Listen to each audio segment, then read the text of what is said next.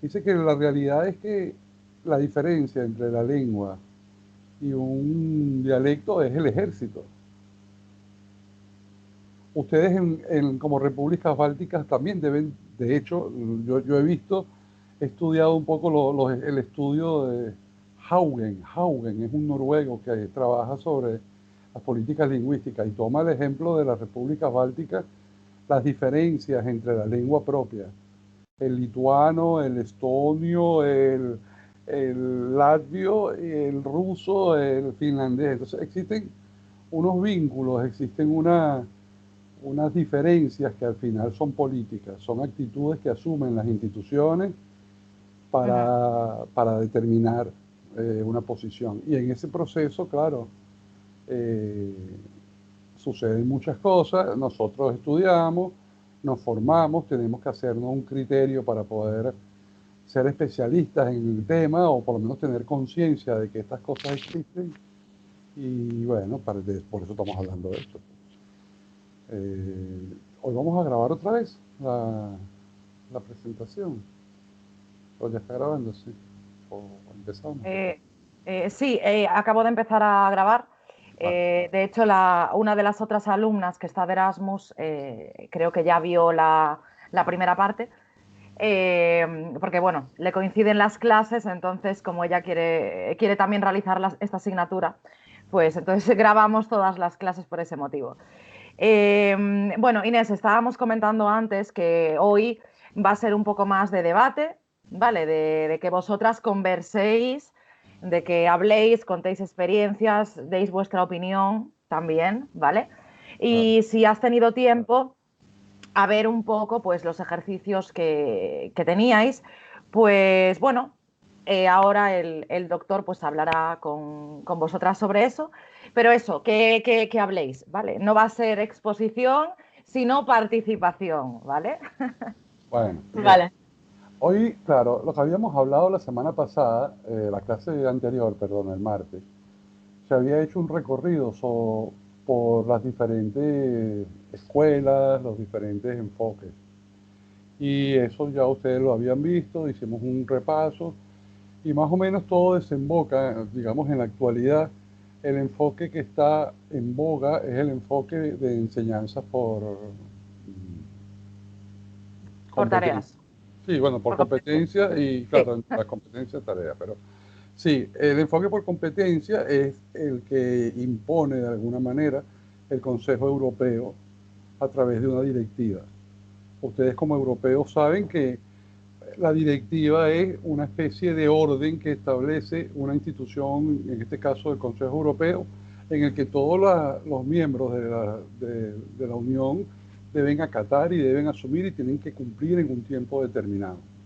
¿Vale? Es como una ley. Entonces, el marco común europeo para la referencia de las lenguas es una directiva que se establece el Consejo de Europa para que se aplique en toda Europa. Y con esa directiva, eso sucede en el 2001, con esa directiva, eh, el documento traducido al español por el Ministerio de Educación y Cervantes consta de 9 capítulos, pero con seguridad existe ese documento en lengua letona, estoy casi seguro, porque es un documento muy importante para el Ministerio de Educación. Entonces, eh, este documento establece sobre todo los niveles de competencia que cada estudiante debe tener en el proceso de enseñanza de lenguas extranjeras.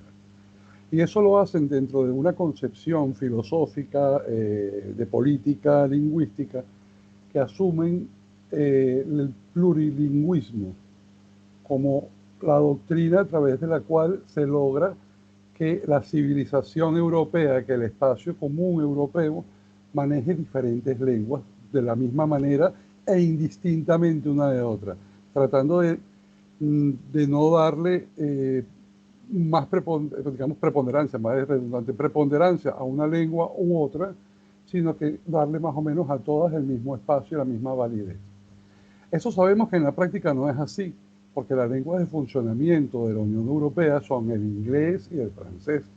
Y cuando tú vas a una institución europea, si no hablas inglés o no hablas francés, no te puedes comunicar formalmente, ¿vale? Eso es una realidad, siendo yo español, siendo ustedes letones. Si tú vas en letón a Luxemburgo, a Bruselas, a decir cualquier cosa, no, ¿sabes? No puedes realmente oficialmente comunicarte porque la lengua de trabajo es el inglés y el francés. Hay lenguas reconocidas y hay lenguas de comunitarias que cada uno tiene un escalafón dentro de lo que es el ecosistema de lenguas europeos, que además tiene la característica que es históricamente el lugar donde más lenguas convergen y donde ha habido siempre más intercambio cultural y por consiguiente somos el centro del mundo y bla, bla, de la civilización occidental. Entonces, ¿por qué digo esto? Porque este marco común europeo de referencia que aprueba en el Consejo de Europa establece unos lineamientos y esos lineamientos cuando son llevados a cabo en la enseñanza de cada una de las lenguas, las instituciones de cada país los adaptan a las necesidades de cada uno, al francés, al inglés, al tal. Entonces, el British Council hizo lo propio con el inglés, la Alianza Francesa con el francés, el Instituto Italiano, el Goethe, el alemán, y así igualmente el Cervantes al año siguiente, en el 2002, publica entonces el marco común en español y una adaptación del plan curricular. ¿Qué es el plan curricular? El plan curricular es el pensum, el programa del Instituto Cervantes. El Instituto Cervantes se crea como una organización con identidad propia internacional, pero dependiente del Ministerio de Relaciones Exteriores. Posteriormente, de hecho, todavía no ha existido una ley de autonomía, se está esperando una ley de autonomía, donde tenga un presupuesto propio y un funcionamiento propio. Hasta ahora no, hasta ahora el Instituto Cervantes funciona como un ministerio. Tiene un dinero, un presupuesto anual que le da el Estado español y funciona con ese dinero. Entonces, cuando las instituciones son autónomas, no funcionan de esa manera. Funcionan a través de subvenciones o funcionan a través de generación de dinero propio. Esto es muy importante porque, claro, desde la perspectiva política, que es lo que estamos tratando de desarrollar y de enfatizar, el hecho de que el Cervantes sea una institución española es lo que realmente genera el conflicto de cara a la comunidad. Recordemos lo que dice el manifiesto. Una de las cosas que dice el manifiesto argentino es que hay un porcentaje de lengua que se habla en España, el resto del porcentaje se habla en América. ¿Recuerdan esos números? Esas cifras. De memoria ahora no, Es pero sorprendente, hablan del 90%. El 10% de la población hispanohablante es aproximadamente, de acuerdo al último informe del 2020 o 2021, son 578 millones de usuarios, ¿verdad? Los usuarios es una masa grandísima que incluye los nativos y los usuarios, estudiantes, aprendices y otro tipo de usuarios, ¿vale? Entonces, dentro de la comunidad nativa es aproximadamente 470 millones. 450, 500 millones, más o menos. Esa es la población. Ese es el total de la población de todos los países que dicen hablar español. Vale. ¿Cuál es la población española? 50 millones, menos. Menos. 400, 45, 40 y tantos. Vale. ¿Qué porcentaje de 450 millones es 45 millones? Eso es lo que dice el manifiesto. Entonces, el español que se habla en España, que no es uno, dicho sea de paso, el español, digamos, de España, o la lengua que se habla en España, que se llama español, definitivamente representa el 10% de la totalidad de los hablantes nativos.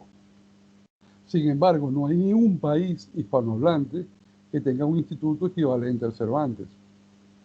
Y eso también lo dice el manifiesto. En el manifiesto al final proponen la creación de un instituto Borges. Es un poco romántico, vale, quizás. Pero es una propuesta seria que están fundamentada y firmada por intelectuales, profesores, especialistas argentinos, y está sustentada en bases muy claras. Vale, entonces, esta realidad hace que de alguna manera, cuando se crea el plan curricular del Instituto Cervantes, que es en el 97, en Cervantes se crea en el 91-92, en el 97 se crea un pensum general, hasta tanto funcionaban con la cabeza de los 2, 3, 4 profesores que estaban dirigiendo los diferentes centros y hacían de acuerdo a su sentido común lo que cada uno venía haciendo. A lo que hablábamos ayer. Bueno, son muchas cosas que estamos hablando al mismo tiempo y espero que me puedan seguir porque es complicado llevar una línea cronológica.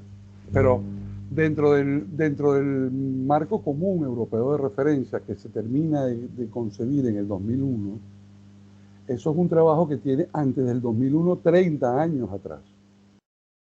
Entonces, el enfoque nociofuncional que hablábamos ayer, el método nociofuncional que concibe la idea de crear un nivel intermedio que llaman umbral, que está muy relacionado con el concepto de Selinger de interlengua, ese modelo de umbral, que es el espacio que hay entre el que no habla la lengua y el que sí la habla, de esa forma crean 3 espacios en el proceso de aprendizaje.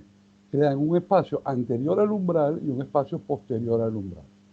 Cuando definen el criterio del umbral, se dan cuenta que es necesario establecer una taxonomía para cuáles son las funciones que tienen que aprender, cuáles son los contenidos que tienen que aprender, cuáles son las destrezas que debe tener, qué es lo que debe ser capaz o no ser capaz el estudiante, cuál es el manejo que tiene que tener ante unas circunstancias socioculturales, ante una situación pragmática, sus capacidades, sus competencias, qué sé yo, todas las competencias que hay, el manejo fonético, ¿sabes?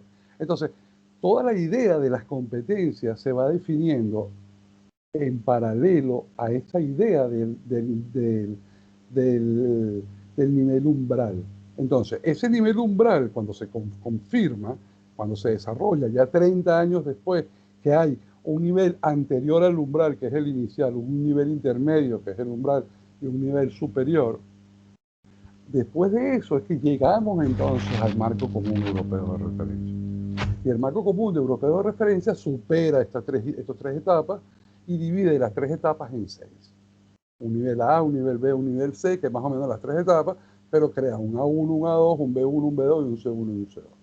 Y en ese proceso de A, B y C, más o menos establece una escalera de destrezas y de condiciones que tú hablas más o hablas menos en la medida que eres más C2 que A1, evidentemente, pero también establece, como he dicho antes, que cada lengua debe tener su propio contenido y tal. Entonces, en el 97 es cuando el plan curricular aparece inicialmente y desde entonces ha habido al menos 2 modificaciones.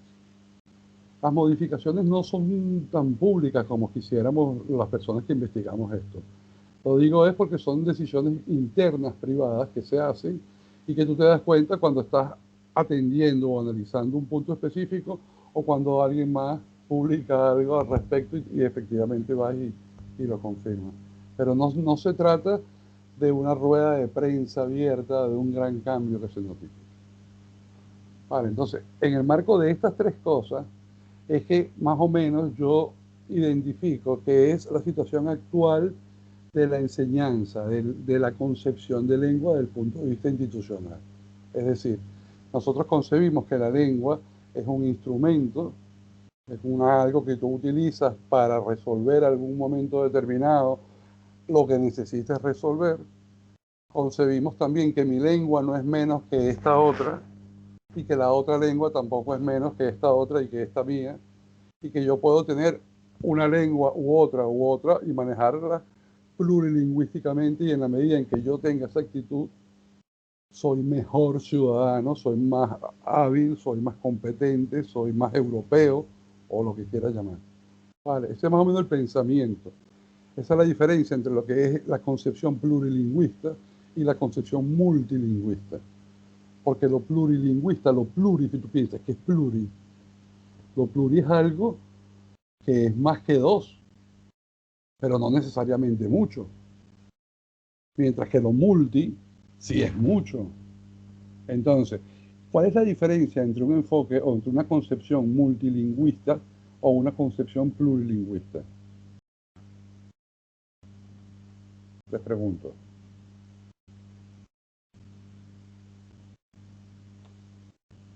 Pues sé que desde la perspectiva cultural, también como culturas, hay culturas pluriculturales y multiculturales y pluriculturales. Es ese objetivo a que todas las culturas deben alcanzar, por lo que recuerdo de la descripción de que se trata sobre las culturas. Multicultural, por ejemplo, es un país que quizás todavía no ha alcanzado ese perdón, Pluriculturalismo, tal estoy cual, tal cansada. cual. Es Sí, sí. exactamente lo que estás diciendo, sí. Sí, sí, y pluricultural, por ejemplo, es la aceptación de más de la diversidad que la multicultural. Sí, es lo mismo, sí, con las lenguas, entonces sí, lo he entendido así Tal por lo cual, que eso es. hemos visto. Sí, sí. Claro, pero ¿sabes qué es lo más importante? Que existe otra directiva de la cual nadie habla y los especialistas en español no la conocen. Así como la directiva del marco común europeo de referencia, hay otro marco que se llama el marco para el enfoque de las lenguas plurilingües y de pluriculturalismo. Exactamente igual que el marco común de referencia, pero nadie le ha hecho caso. Yo no sé por qué. Bueno, sí sé por qué, tengo hipótesis, pero en el 2007 el Consejo Europeo publica el CARAT, así como el acrónimo del Marco Común Europeo es, bueno, en español MAERC, en francés es el CARAT, C-A-R-A-T. Y este enfoque es precisamente de eso lo que habla. Habla de un cuadro de referencia, un marco de referencia, en el que se propone un enfoque un poco más adelantado que el marco común europeo. Lo que pasa es que, claro, eso da apertura hacia la inclusión de las variedades y de la sociedad que lamentablemente la tradición europea, esa es mi hipótesis, mi lectura, la tradición europea ha tenido una historia colonial, no solo España, Francia, Portugal, Bélgica, Inglaterra. Entonces todos los países europeos siempre han estado más o menos vinculados a un asunto de extraterritorialidad o un asunto de colonialismo en su historia relativamente reciente y en la tradición actual muchas de sus políticas locales necesitan incluir estas tradiciones o estas variedades de su propia cultura. Entonces yo como país no puedo permitir darle acceso a la otra persona porque dejo de ser yo quien soy. Se pierde un poco esa identidad.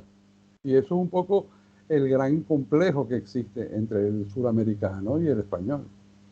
Creo que, no sé si os ha quedado claro la diferencia entre plurilingüismo y multilingüismo. O sea, Inés, ¿tú qué es lo que entiendes? Porque Laura ha contestado más o menos, pero tú, ¿cuál crees que es la diferencia entre ambos conceptos? Porque estamos hablando de muchas cosas y creo que bastante rápido y me interesa también que os quedéis con este tipo de conceptos, diferencia, ¿vale? Para ti, Inés, Sí, como, ¿cuál es la diferencia?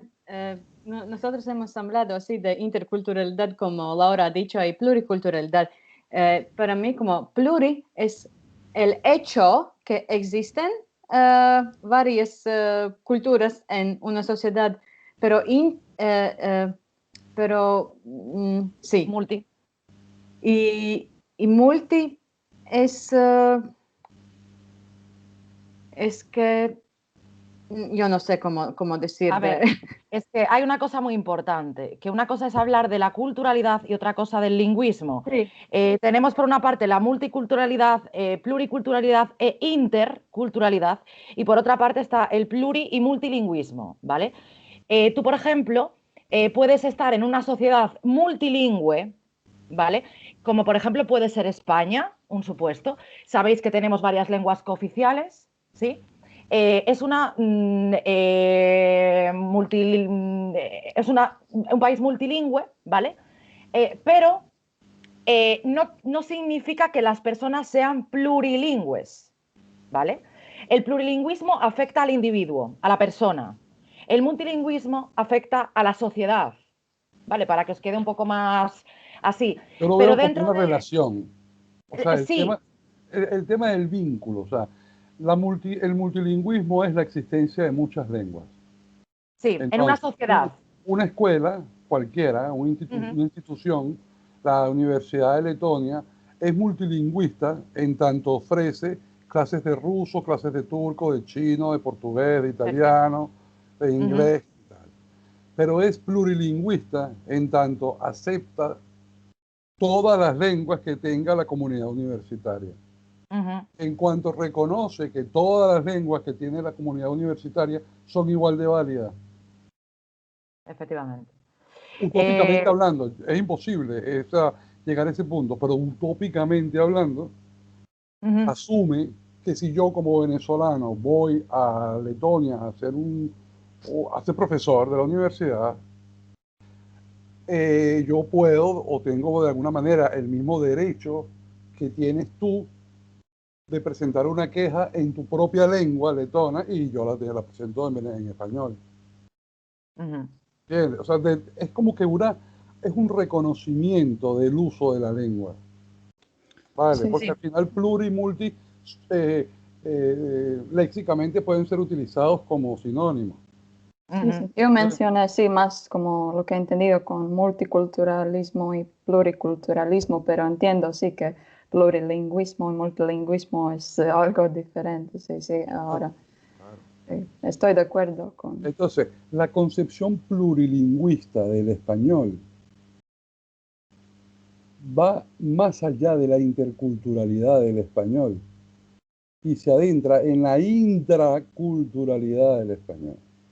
Vamos a filosofar un poquito. Porque claro, Espera, en la cara de Inés. vamos, ellas pueden. Mira, Pero no, yo estoy pensando, Ok. si nosotros entendemos que el multilingüismo es una cosa y el plurilingüismo es otra, podemos Ujú, hablar de cuál es la posición de la lengua española respecto al multilingüismo o al plurilingüismo, o al revés. ¿Cuál es el plurilingüismo, la posición del plurilingüismo respecto a la lengua española o el multiculturalismo respecto a la lengua española, multilingüismo? Vale.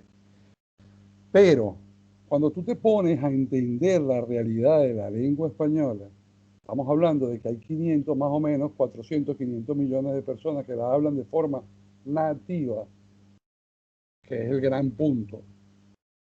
Ese es el gran punto. Y los 25 millones de estudiantes. Eso es lo que realmente importa.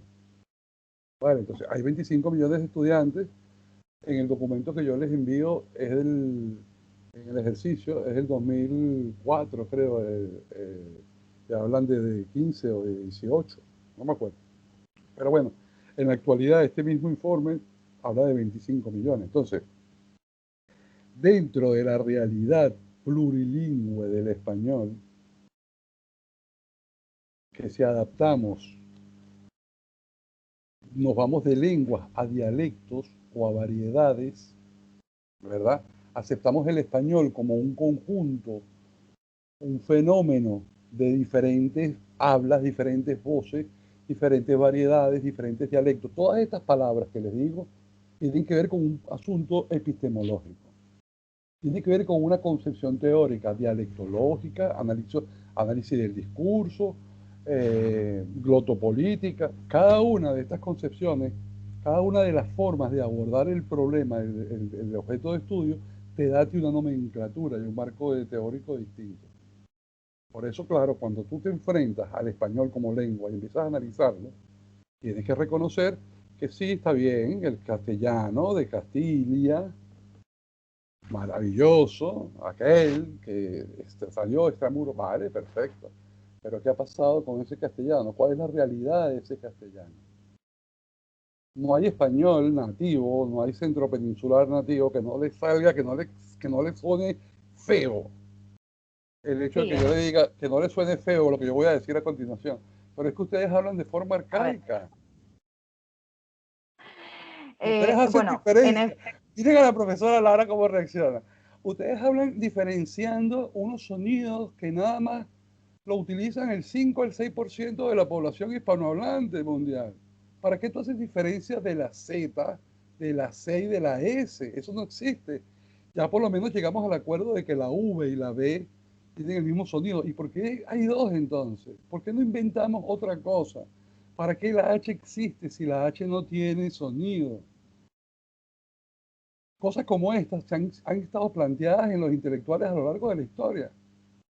Hay una obra de literatura muy bonita que se llama Platero y yo, de J.J. Jiménez, y él, su característica, su posición como intelectual era eliminar la G por la J, y no escribía con G, página con J, como en Chile también con J. Andrés Bello también asume esas posiciones. Andrés Bello, acuérdense, el venezolano aquel del siglo XIX que se fue para Chile y hizo una gramática. Entonces, existen una cantidad de circunstancias y de condiciones que precisamente se han estado planteando, lo vamos a ver hoy, y no me quiero adelantar mucho a esto, pero quiero que entender que el enfoque intralingüístico es aquel enfoque que se centra en las diferentes internamente en la lengua española. Entonces, internamente, la lengua española, ¿de qué estamos hablando? Estamos hablando de las múltiples clasificaciones y múltiples taxonomías que podemos dar a las lenguas. Ahí, bueno, yo más o menos de memoria me sé 2 o 3 autores, pero en un resumen, hay autores que hablan de lengua española y de lengua de América, español de América, y es un español de América, y ya, el español de América tiene tales y cuales condiciones, tal y cual. Y así establecen el español de un lado y el español del otro. Esa es la concepción más equivocada, me parece a mí. Hay otros profesores, también españoles, más avanzados, que hablan de 8 variedades. Entonces, el director del Cervantes en Harvard, que es hoy en día la primera cátedra, Alexander Humboldt de Alemania en español, la primera persona que ha ganado la cátedra Alexander Humboldt en el campo de lingüística, es de Moreno Fernández, un señor sociolingüista de la Universidad de Alcalá de Henares, andaluz, sociólogo y también filólogo. Entonces, es un profesor que tiene una formación social importantísima, además que ha trabajado en el Instituto Cervantes, ha trabajado en diferentes universidades, estuvo en el observatorio de Harvard, el observatorio de la lengua española en Estados Unidos, y ahora está en Alemania. Una de las cosas que él habla es que en España hay 3 variedades. La variedad español-castellano, español-andaluz y español canario. Más o menos esas 3 variedades son las variedades generales que se presentan en España. Y después hay 5 variedades en América. La mexicana, la caribeña, la andina, la austral y la chilena, que tiene un particular único. Entonces, este tipo de... Ajá, dígalo. Tengo una pregunta. Por 20. ejemplo, con el idioma inglés, aquí en Letonia, mis hijos aprenden el inglés de la Inglaterra, que es como con normas y todo, y es un como estándar, sí. Pero ¿cómo es con el español? ¿Cómo decidir cuál tipo de español enseñar en el mundo? No en América o en España, pero yo no sé. Sí. Esa pregunta era en la que tenías que pensar estos días. Sí. Yo pensaba, yo tengo mis pensamientos, Mira, pero es bien ¿hay como unas interesante. normas? Sí hay, fíjate, y eso es algo muy español, por ¿cierto? Existe la Academia Española de la Lengua, es una copia de la Academia Italiana. Existe una Academia Italiana de la Lengua, una Academia Española, una Academia Francesa. Pero la característica de la Academia Española es que la Academia Española ha tenido una participación más determinante al momento de la redacción de la política educativa. Es decir, en España, desde aquella reina famosa, reina Isabel, de Castilla y tal, desde entonces ella ha impuesto o ha establecido, ha determinado que la gramática que se enseña en las escuelas debe ser la gramática de la academia. Entonces, la gramática de la academia ha forjado, ha modulado el estándar. Y eso es lo que se discute, que el estándar se basa en la variedad vallisoletana. Vallisoletana de Valladolid. El entorno que hay entre Burgos, Valladolid y Salamanca, que es históricamente el espacio en donde estaban las cortes. Una de las cosas interesantes de los reinos españoles es que no tenían un palacio como Buckingham, una sede principal. Tenían diferentes lugares, entonces se trasladaban de Valladolid a Toledo. Entonces, si tú tenías que reunirte con el rey, a lo mejor tenías que ir a Toledo, a lo mejor tenías que ir a Madrid, a lo mejor tenías que ir a Valladolid, a Burgos, donde estuviera, porque se desplazaban las cortes. Eso es una característica importante desde el punto de vista administrativo. Entonces, eso yo no voy a decir que es bueno, que es malo, que es organizado, que es desorganizado. Eso ya es otra discusión. Pero la realidad de que estas cortes estaban tradicionalmente ubicadas en esta ciudad crea que en ese entorno de esas ciudades sea y se promueva una variedad, un estilo, un registro que es el que se considera culto. Lo que le decía el martes, ¿no? Que hasta 1931 la gramática empiezan a formarla hace 300 años. Hace 300 años empiezan a hacer la Academia Española, la Real Academia Española, empieza a crear gramáticas y obras académicas. Hasta 1931, hace menos de 100 años, todos los modelos que explicaban el uso de la lengua, ustedes han visto una gramática, entonces, el artículo indefinido es el artículo que tal y cual que pipu, pam, pam, pam, pam, pam, pam, pam. Ejemplo, tal, tal, tal. Ejemplo, tal, tal, tal. Los ejemplos históricamente han sido extraídos de la literatura. Y eso también es una cosa discutible e interesantísima, porque en la actualidad el modelo no es el de la literatura, es el de los periódicos. En la actualidad tú ves la gramática actual y no te habla de un libro, a lo mejor sí, pero también te puede hablar de la revista Hola, en donde la fulana de tal habla de que el marinovio, tal cosa, el amigonovio, lo que sea, y extraen esa palabra y la utilizan. Y además de que, otra anécdota, en la actualidad la academia tiene un sistema de consulta súper interesante, que además hacen unas observaciones que son trend topics, ¿sabes? En algunos momentos, porque las observaciones son tan inteligentes, las observaciones son tan particulares, que al nativo le chiflan, y eso se genera y la publica todo el mundo en Instagram porque las respuestas son formidables, las preguntas son tontas y las respuestas son interesantísimas. Hay muchos casos que podemos hablar de esto en otro momento, pero lo cierto es que existe una institución que modula cuál es la lengua correcta, y eso es lo que ha sido la RAE. El lema tradicional de la RAE es limpia, fija y da esplendor.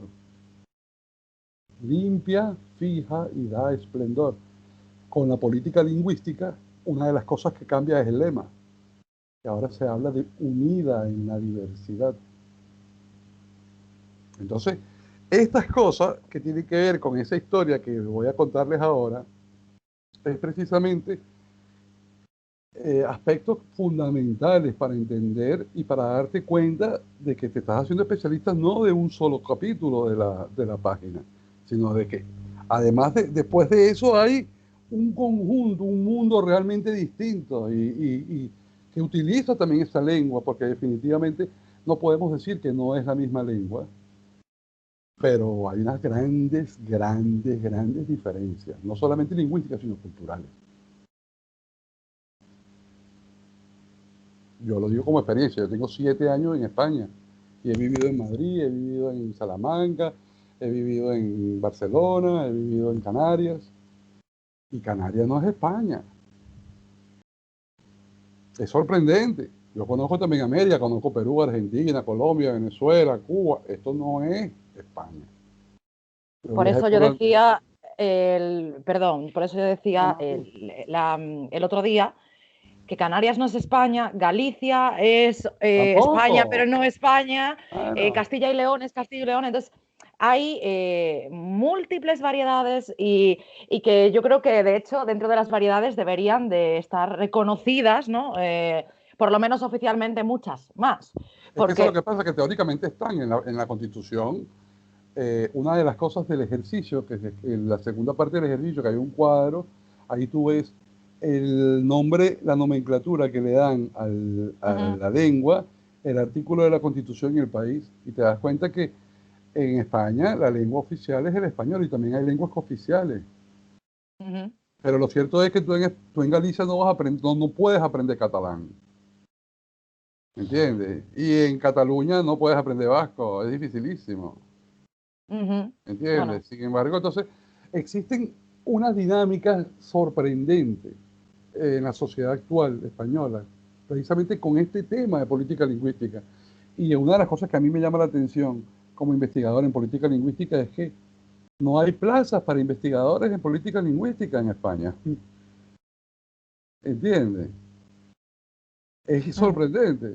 Tú ves, por ejemplo, cuál es la reacción del público español cuando vas a Madrid en el momento en el que está sucediendo el caso Cataluña, el tema de independencia, en el momento más el apogeo de la independencia, Puigdemont, qué sé yo, ese momento hace unos años atrás. ¿Qué sucedía en las ciudades españolas? La gente colgaba en los balcones banderas. ¿Qué significaban las banderas? Colgar la bandera española en el balcón de su casa significaba un apoyo a España y un rechazo evidente a la causa independentista catalana.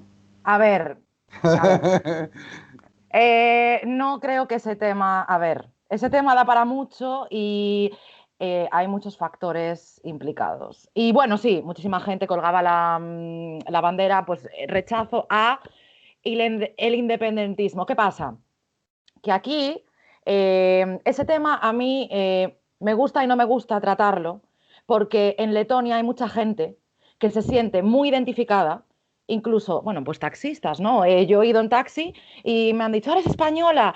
Ay, pues es que Cataluña y aquí estamos igual y ha pasado lo mismo, etcétera. Hay gente que se siente muy identificada y que extrapola lo que está pasando, porque bueno, continúa, ¿no? Sucediendo en Cataluña con lo que le pasó a Letonia y Unión Soviética, ¿vale? Entonces, es un tema que hay que tratarlo muy cautelosamente, sobre todo en una cultura como es la letona, que, bueno, de hecho, en Riga el año pasado hicieron una proyección en un teatro de un documental sobre la independencia de Cataluña y fueron, bueno, pues varios catalanes a defender el tema del independentismo, etcétera. Bueno, yo no pude ir porque yo ese día estaba de viaje, pero bueno, para que veas, Jesús, porque ellas lo saben, la idea que hay en Letonia, ¿no? Mucha gente la tiene, pero para que veas hasta qué punto ese tema les es cercano, que ellos, y a ver, yo creo que tampoco es comparable. Entonces yo es un tema que trato con mucha cautela en cuanto a estas clases en la universidad, Está porque bien, mira, yo por lo general cuando hablo de estos temas, yo vengo de Venezuela y tengo una posición respecto, un paréntesis, tengo una posición respecto al caso venezolano bien polémica también. Y al final estoy bastante acostumbrado a lidiar con posiciones contrarias y tal. Yo estoy sí, planteando un análisis, ¿vale? Yo estoy planteando un análisis que evidentemente es mío es mi interpretación y ya está. O sea, es cierto que hay posiciones de una, de otra, hay intermedios, hay bemoles, pero es que precisamente de eso consiste este ejercicio, pues, exponernos a diferentes puntos de vista para intercambiar. Eso, de eso se trata, esto no es más que eso. Entonces, vale, es muy válido lo que Bueno, está diciendo ella, no, es yo era para poner un poco importantísimo. el contexto. Vale, Igual tú no sabías eso, ¿no? Que ellos, pues mucha gente en la sociedad letona, bueno, ellas te lo pueden decir. vale. Es un tema que, bueno, les interesa bastante, porque de hecho, eh, tomas una cerveza en un bar, y esto me ha pasado a mí, y cuando te oyen hablar y piensan que eres español, una vez nos sucedió éramos 3 chicas españolas y había un grupo de chicos letones. Y estábamos tomando unas cervezas. Vinieron y dice una amiga mía, uf, ya viene el pesado de turno. Bueno, pues el pesado de turno llega y dice, ¿sois españolas? Sí. ¿Qué opináis de la independencia de Cataluña? ¿Estáis a favor o en contra? Por eso digo que, bueno, a ver, yo entiendo que la gente que no vive en Letonia, pues igual no lo sabe, pero que es un tema que está muy a la orden del día. Ah, Para poner el contexto, no que no se pueda hablar, sino que yo es algo que trato con mucha cautela por eso, ¿vale? Porque hay a mucha gente que le puede sentar, pues, o bien o mal, o regular, o... bueno, pero lo Yo cierto es no, eso, lo cierto es que existe un rechazo, ¿entiendes? Existe posiciones Ujú. encontradas Sí, sobre claro. cuál es la forma o cuál es la manera correcta que debemos tener al momento de asumir una lengua u otra, ¿vale? Ujú. Entonces, en el caso catalán, en estos momentos se está llevando una gran discusión sobre la lengua vehicular, cuál debe ser la lengua que se debe utilizar en el aula, en las escuelas. ¿Debe ser el catalán o debe ser el español? Y eso es un debate que está en los medios de comunicación, ¿vale? yo, yo no estoy muy de acuerdo con lo que Lara dijo, porque yo conozco la historia de Letonia muy bien y comparar con esto con Cataluña, entiendo los rasgos que tú intentas mostrar y como lucha por la libertad o algo, pero comparar un pequeño país o tres pequeños países con su cultura propia, con que no tiene nada que ver con su vecino, que ha sido una ocupación con violencia, implementando su Ah, cultura con fuerza. eh, en- y al respecto a España, y más con las deportaciones, con los muertos, como que querían eliminar la inteligencia de Letonia para implementar su ideología soviética. Y sobre la Cataluña, no, así que yo normalmente intento no como ir en el tema que no es sobre mi país, pero yo también tengo muchos conocidos catalanes de España y también aquí en Letonia. Así que sí, yo conozco también aquí en Letonia, por cierto, que es un amigo muy conocido para mí, que exactamente, sí, como uh, lleva esa cultura catalana, porque él mismo es catalán, está trabajando con un periodista letón. Creo que se ha ido a otro país. Pero bueno, sí, es que en Cataluña y con el resto de España, como dije, no quiero entrar mucho en eso, pero yo quiero quedarme con la opinión que aunque sí hay como lucha por la libertad, pero las razones y la experiencia ha sido completamente sí, diferente. estoy de acuerdo, es verdad. Es lo que yo he Y dicho, sí, efectivamente. sí, No pero como puedo- identificarme con Cataluña, yo es solo mi opinión subjetiva, no quiero insultar a nadie. Yo no me identifico con lo que No, pasa en Cataluña. efectivamente, pero hay mucha gente en Letonia que sí lo hace, sí Sí, sí. identifica. Yo lo que he dicho es efectivamente lo que tú acabas de decir. Yo creo que son cosas totalmente opuestas, pero sí que es verdad que el doctor hablaba del tema lingüístico y de lo que está sucediendo ahora mismo, ya no para entrar en temas de independencia, no independencia territorial, sino hablando del tema lingüístico. Sí, es tal cual. Mira, imagínate tú el sentir latinoamericano, hispanoamericano respecto al español. ¿entiendes? Eso es un poco... hay un autor que se llama Eduardo Galeano, que es uruguayo y que tiene un libro, Las venas abiertas de América Latina.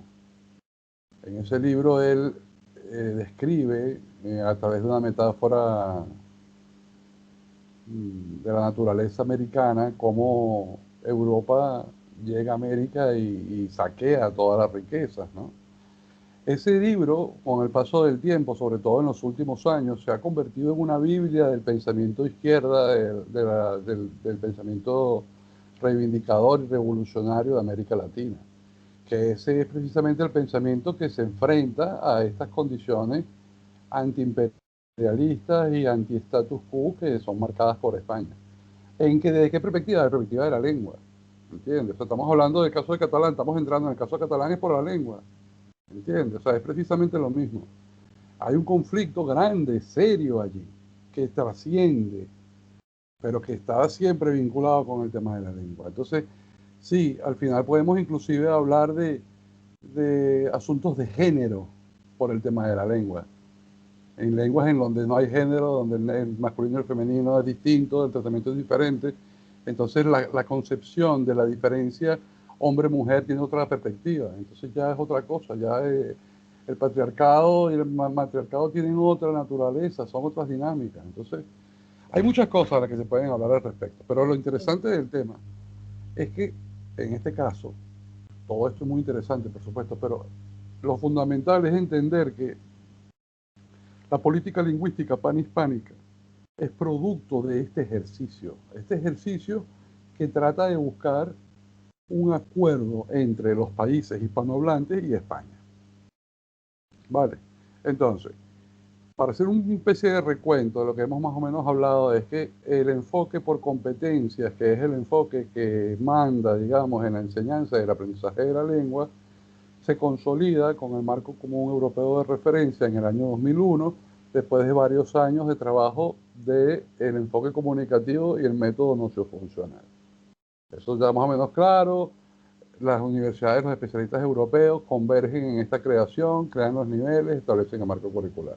El Instituto Cervantes es quien crea el marco curricular, no, el marco común europeo. El Instituto Cervantes crea el plan curricular que especifica entonces cuáles son las condiciones y cuáles son las características que debe enseñarse, cómo se debe enseñar español y cuál es la concepción cultural que se debe hacer del español. Cuando se hace esto, precisamente salta el conflicto de los americanos, porque claro, al ser la institución, el Instituto Cervantes, una institución española, la representación de la cultura hispanohablante no está representada, sino que está centrada en lo español. Es verdad que hay apertura hacia las variedades, es verdad que hay apertura hacia lo cultural, pero es básicamente anecdótico, no hay realmente conocimiento. Lo que le preguntaba yo el martes es algo que yo pregunto cuando las cosas se ponen, cuando yo estoy en debate, a mí me ha tocado ser el polemizador de los debates en diferentes lugares entonces una de las cosas que yo le pregunto a los profesores españoles, bueno, ¿en cuántos años has pasado tú en algún país no hispanohablante diferente al español? Tú eres especialista en español, vale. ¿Cuánto tiempo has ido a México? ¿Cuánto tiempo has ido a Argentina, Colombia? ¿Qué conocimiento tienes? ¿Qué estudio has hecho de español de allá? Desde aquí, si no puedes, ¿cuánto tiempo has hecho? Entonces, claro, eso te da una razón, una visión de cuál es la concepción que tiene el especialista en lengua hispanoamericano y cuál es la visión que tiene el especialista en lengua español. Y ojo, el español no es uno solo, porque hay una naturaleza, la posición política que tiene Lara, que es bastante de apertura hacia este tema. Yo no la conozco, es la segunda vez que hablo con ella, pero lo que me comenta me hace entender que ella no está cerrada, y yo estoy absolutamente convencido que ella no está cerrada, es por su propia condición gallega. ¿Entiendes? Si su condición es históricamente de Valladolid, de Burgos, tiene otra posición. Y no es criticable, simplemente hay que hacerla consciente.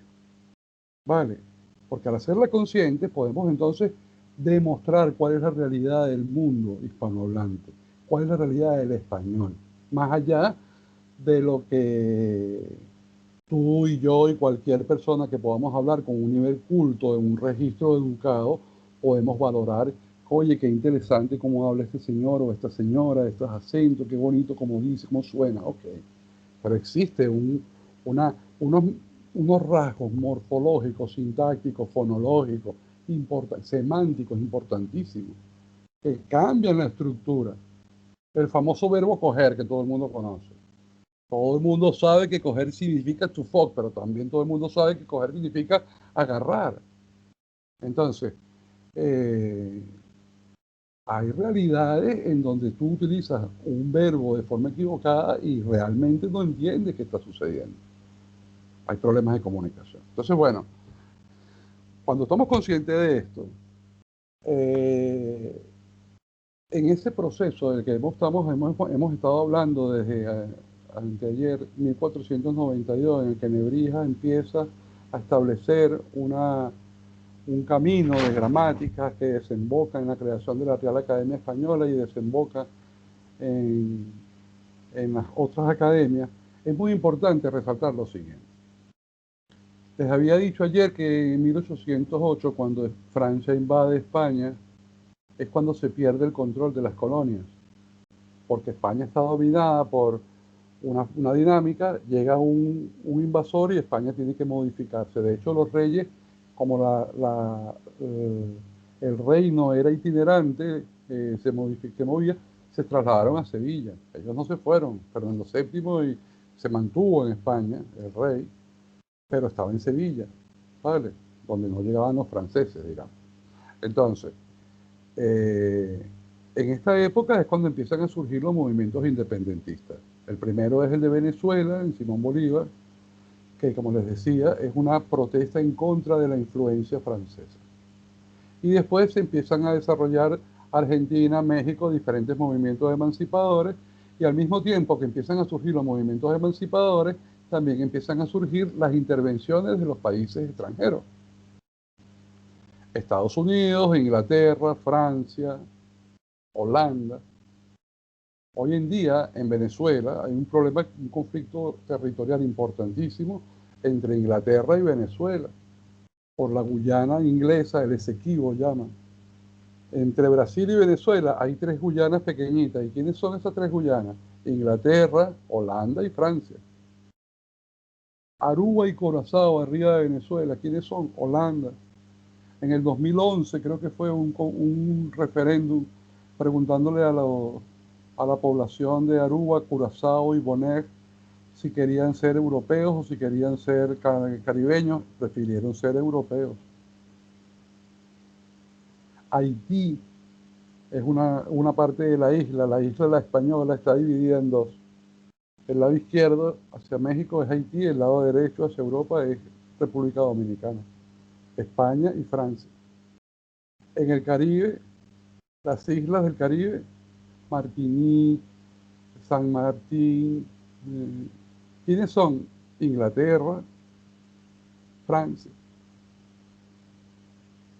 Entonces, es importantísimo entender esta dinámica, porque esta dinámica es la que genera que en esos procesos de independencia, que empiezan en 1810, obligue a que la Real Academia Española en 1870 cambie el estatuto.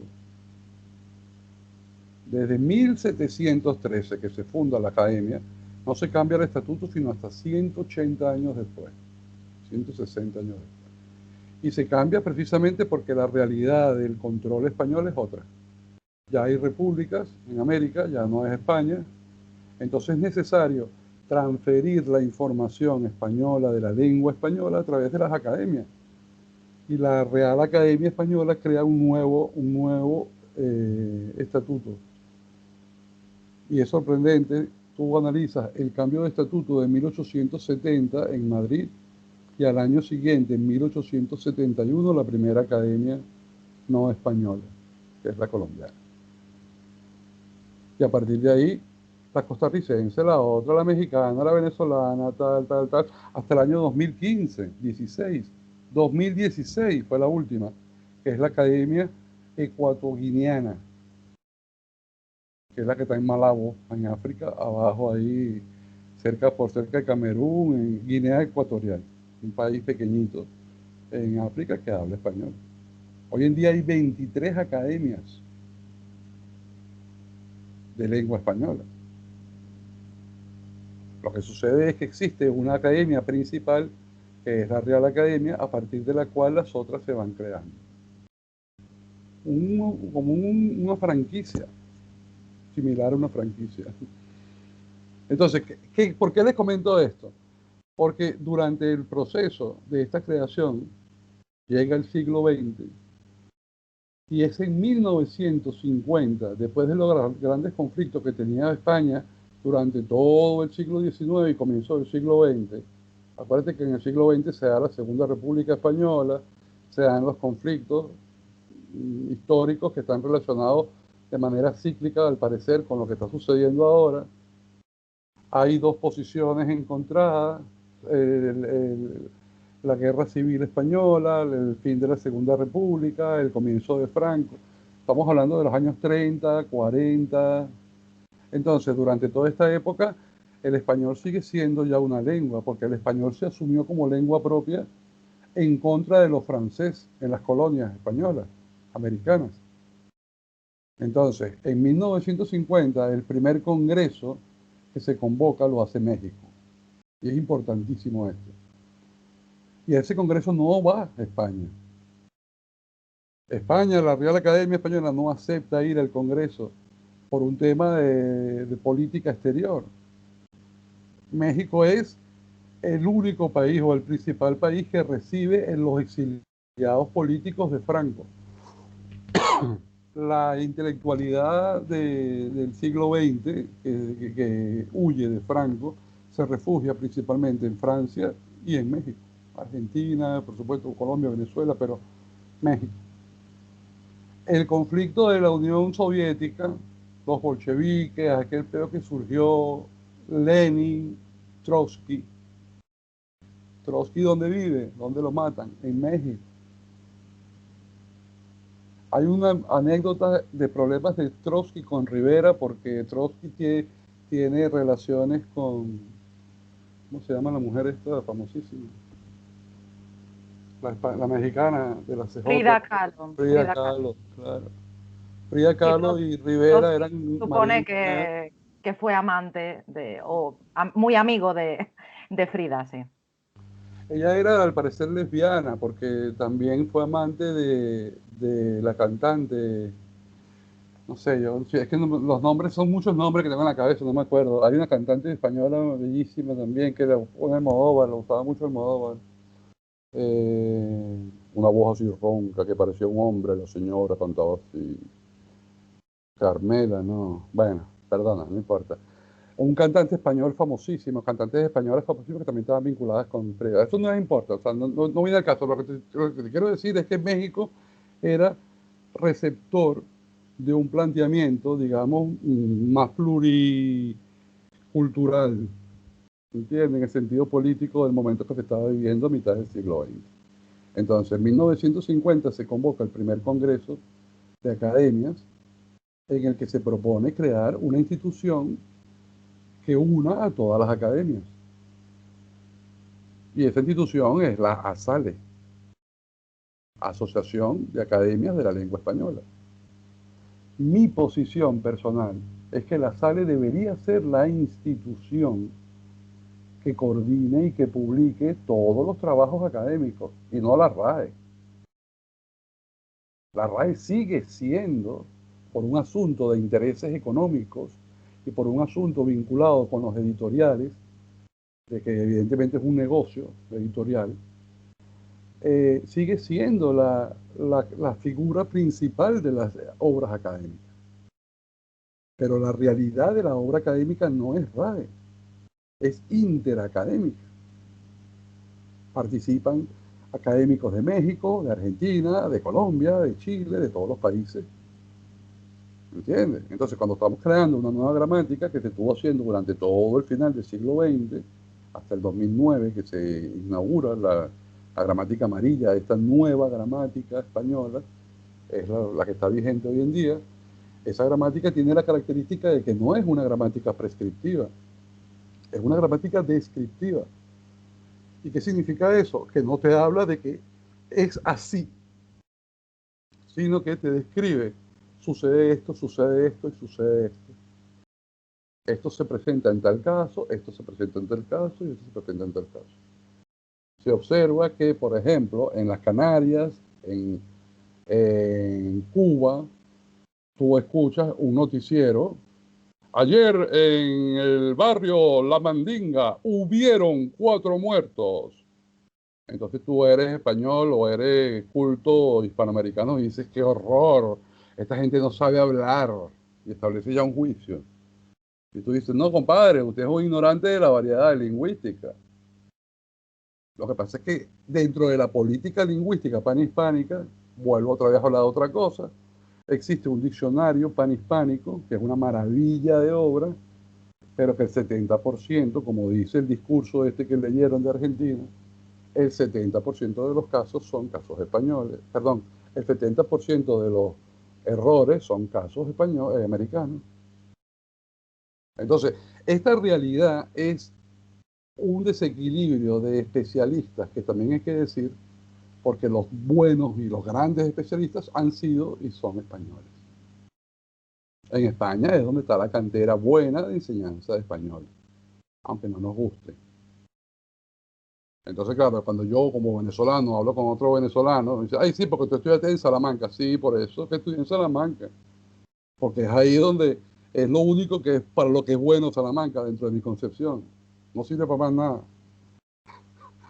Ok, esa es mi posición un poco más radical, pero es verdad, ¿sabes? La mejor universidad del mundo en asuntos de español, ¿cuál es? ¿Dónde está la tradición más grande, la gramática más importante, el número de mayor académicos de las academias? El número, es en Salamanca. Entonces ahí, por eso, entonces, un poco lo que decía Inés, ¿y qué hace con el inglés? El inglés no tiene una institución que rija y que controle lo que es correcto y lo que no es correcto. Entonces, a lo mejor habría que analizarlo, hacer un estudio al respecto y seguro que habrá varias personas que lo habrán hecho. Pero la realidad es que al no haber un camisón de fuerza, unas normas, unas cuestiones establecidas, la lengua se desarrolla más libremente. Sin embargo, cuando Inés habla, ella dice, mis hijos estudian en un colegio inglés y ellos estudian con las normas correctas. ¿Entiendes? Entonces, claro, ¿y por qué? Si estudiaran en un colegio americano fueran incorrectas. I'm gonna go with you. No, you have to say, I want to go with you. Ah, ok. O sea, tú tienes que sentir la diferencia entre una pronunciación y otra, tienes que decirlo de una manera correcta a otra, porque si no, existe un estigma social que te clasifica como, sí, sí, eso es lo que pasa. Lo que pasa es que nosotros como ciudadanos todavía no tenemos una cosmovisión macro, todavía como seres humanos no hemos tenido la experiencia de movernos por el mundo como nos hemos movido en el siglo XX.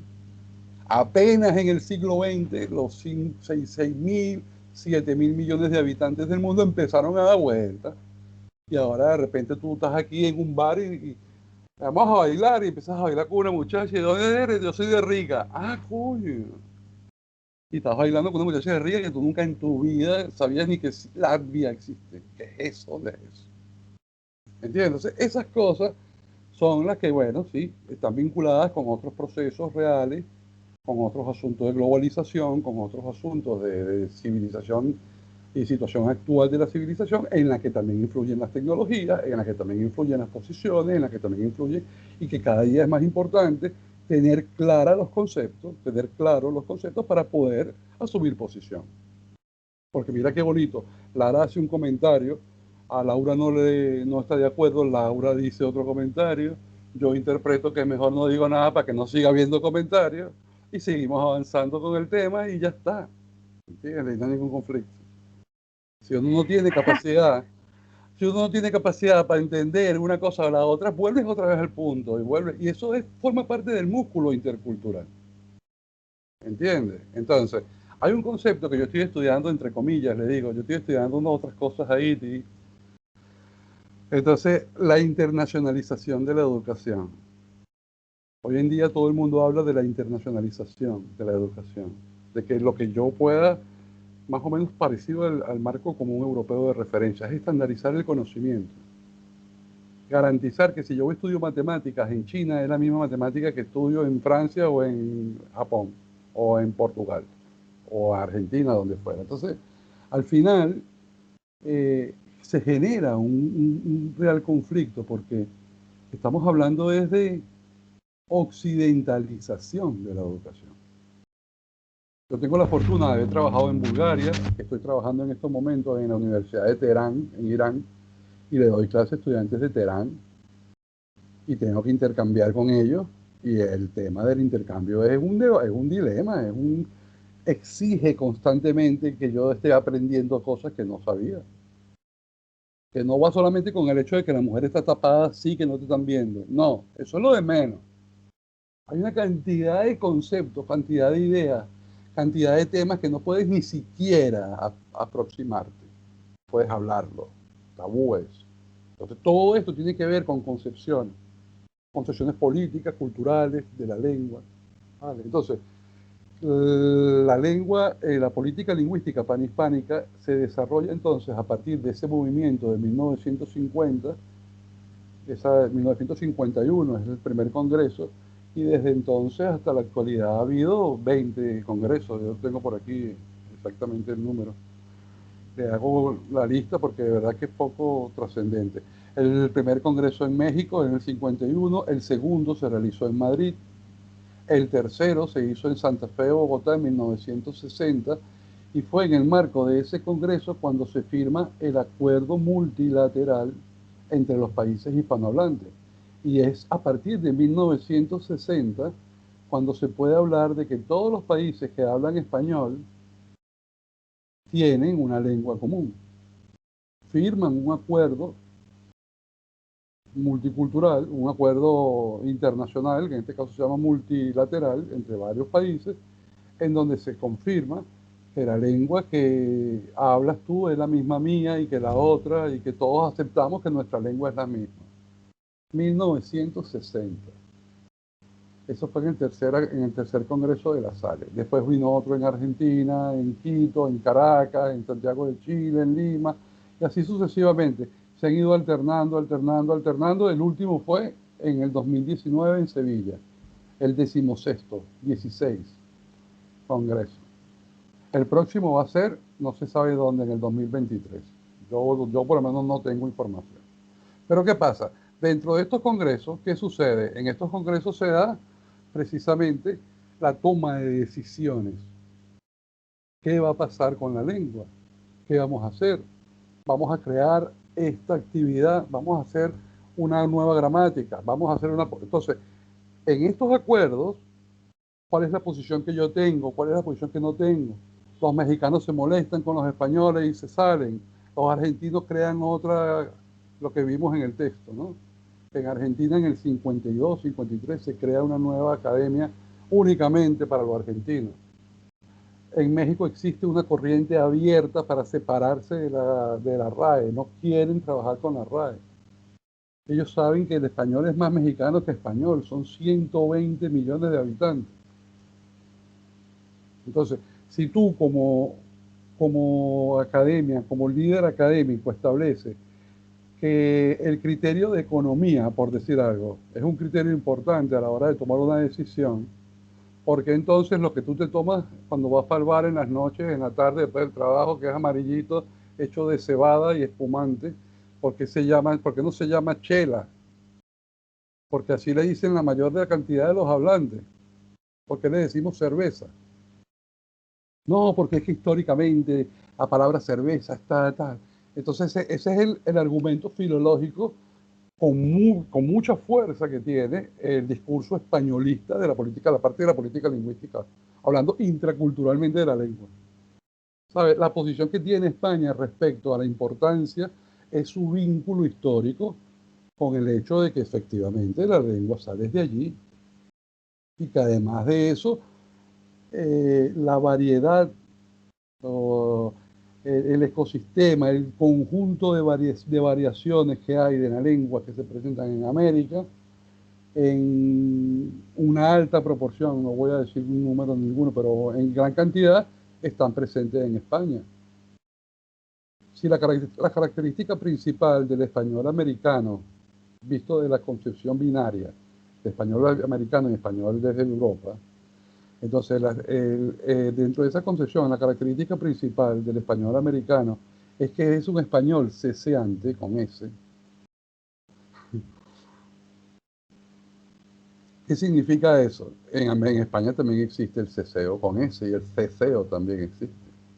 Pero entonces ya hay un asunto cultural distinto. Si tú ceseas como ceseo yo cuando digo zapato, eso hoy en día es aceptado. No, Jesús habla, bueno, es que él habla así venezolano, le dice zapato. Ay, qué lindo habla Jesús. Pero si yo digo la casa de mi mamá es blanca, yo soy un choni. Porque socioculturalmente el ceseo se asocia a una situación de bajo nivel sociocultural. Sin embargo, en algunos países de América, el ceseo con C es una realidad como un templo, como el hubieron en Cuba y en Canarias. Hubieron 4 muertos ayer en la carretera que va a Deje, no sé qué, 25 muertos, un accidente de tránsito, hubieron. Jamás en la vida tú utilizas esa expresión creyendo que hablas un español correcto. Yo si puedo comentar, sí. Claro. No, es que estabas pensando en lo que usted ha dicho y también lo que Inés se ha preguntado sobre este inglés o algo. Y me dio cuenta que, por ejemplo, aquí en Letonia, porque es algo de que puedo comentar, por ejemplo, también en las escuelas o algo, ese profesor puede ser que es siempre el primer contacto para el alumno a este mundo hispanohablante. Así que mucho depende de también las opiniones de ese mismo profesor, de su visión y cuánto él sabe o algo, porque todo lo que él implementa en este estudiante es su producto, lo que va a como dejar el mundo, lo que va a crear esta población de los hispanohablantes. Y yo también desde experiencia he tenido diferentes profesores y la verdad que a veces ellos son como un instrumento político porque intentan como implementar sus ideas o su no sé, ideología o lo sea en sus estudiantes, que eso es así. Por ejemplo, soy de Madrid, solo hablamos así, que solo hablamos así. Hay otro profesor venezolano, ¿vale? De Argentina, o sea, y dice completamente otro. Y luego este conjunto de letones que han tenido diferentes profesores vienen, no sé, juntos y hablan completamente diferente y no entienden entonces qué es lo correcto. Entonces, ¿por qué vengo a Madrid pero nadie habla como mi profesor me ha enseñado? Porque no sé, es de Uruguay o no sé. Y es que sí quiero decir que también ese marco común, por ejemplo, en un país extranjero como Letonia, es muy, muy, muy como en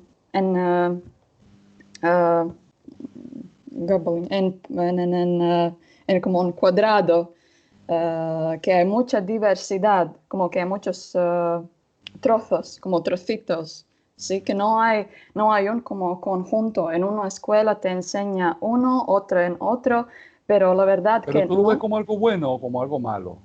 No, es simplemente como conclusión de la Ah, situación. Por sí, no, ejemplo, yo. es una realidad, Sí, pero sí. yo creo que es bonito y es bueno. O sea, Sí, sí, el error es de parte del estudiante. Uno tiene que estar abierto. Si el español te enseña a pronunciar la Z, tú como estudiante aprendes a pronunciar la Z. Si después claro, viene el claro. otro y te enseña a pronunciar otra cosa, tú aprendes la otra cosa. Y Sí. así te vas tú creando más conocimiento, que es un poco el objetivo. Sí, quería solo añadir que, por ejemplo, yo e Inés, no sé, somos afortunadas que tenemos esta experiencia a aprender y conocer la historia, por ejemplo, de todo el mundo hispanohablante y así, por ejemplo, yo también, sin estas clases que hemos tenido o con otro profesor, yo la verdad nunca sabía como la historia que pasó, lo mismo con, por ejemplo, País Vasco o con la Cataluña y el resto de las regiones, porque yo ahora entiendo que he sido un poco desinformatizada. No, claro que esto nunca va a Ha sido afectar mi... limitada, tienes que leer mucho, hay mucha literatura, la literatura es libre, hay Sí, mucha sí. información ahí, hay infinidades de autores que han tratado el tema y yo no estoy aquí planteando nada nuevo. No, no, no, por eso Realmente, digo que ese profesor, si es el primer contacto al alumno que está en un país extranjero, es siempre muy importante lo que va a como dar a su alumno, porque es como su producto de su misma ideología. Sí, ya, solo Sí, quería al final un compartir. profesor, es muy interesante lo que acabas de decir, Laura. Al final un profesor, desde un inicio, ya sea de lenguas o de cualquier otra cosa, moldea a su alumno, ¿no? Porque es así. Y, y esto que acaba de comentar el doctor y que tú acabas de responder es súper interesante porque es totalmente cierto todo lo que acaba de decir él y lo que acabas de comentar tú. ¿Y qué pasa? Por ejemplo, nosotros, a los alumnos de primer curso que empiezan de español, hablando, aprendiendo, porque no saben hablar todavía, español o castellano, en el primer curso, Alberto y yo compartimos una clase de primer curso, ¿no? Y Alberto dice una palabra y yo digo otra palabra. Y vienen a Alberto mí y Mexicano, Alberto es cubano. El cubano vivió en Rusia muchos años y en Letonia muchos años, pero es cubano, ah, sí.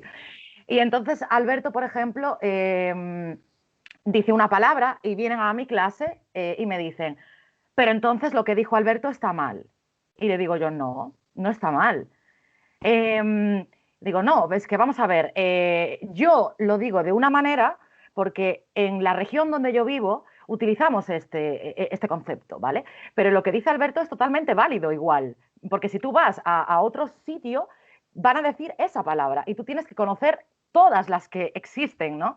Entonces, yo creo que también lo que decíamos, depende del profesor totalmente el exponer toda esta multiculturalidad, lo que hablábamos hasta ahora.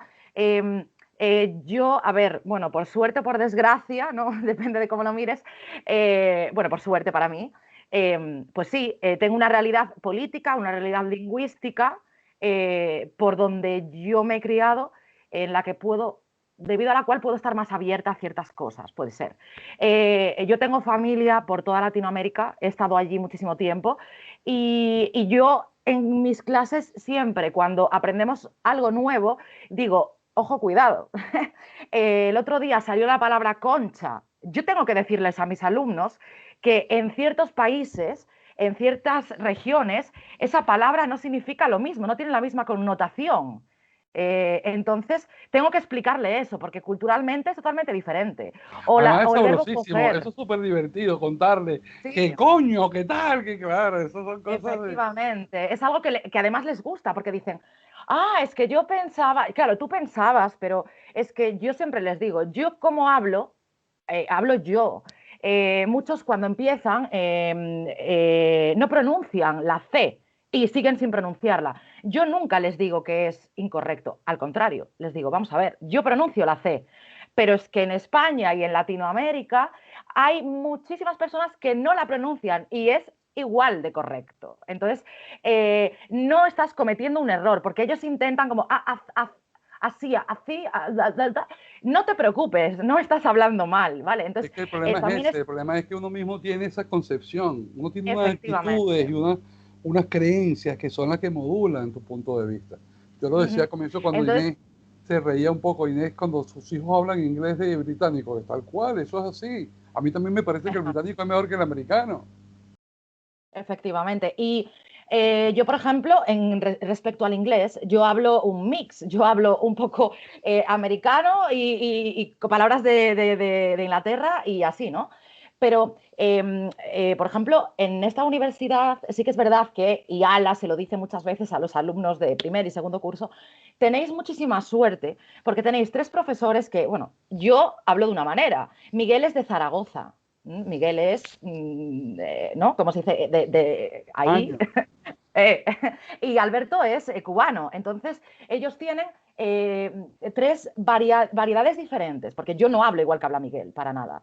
Entonces, eso es muy importante. Y también a la hora de hablar de la cultura. Yo puedo saber aspectos culturales, pero no voy a tener el total de la información que puede tener Alberto y que les puede transmitir Alberto, ¿no? Por ejemplo.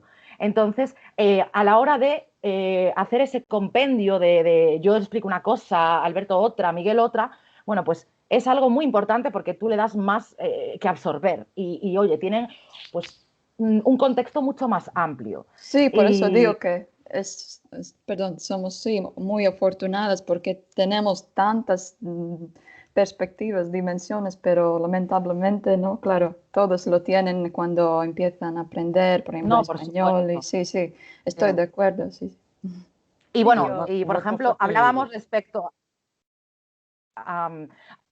ya voy a terminar. Hablábamos respecto también a que políticamente, ideológicamente, también, quieras que no, aunque enseñes una lengua y aprendas una lengua, se marca, ¿no? Pues puede ser que mis ideas yo pues las diga o tú digas tus ideas y al final subyacen, ¿no? Las ideas que tiene cada persona.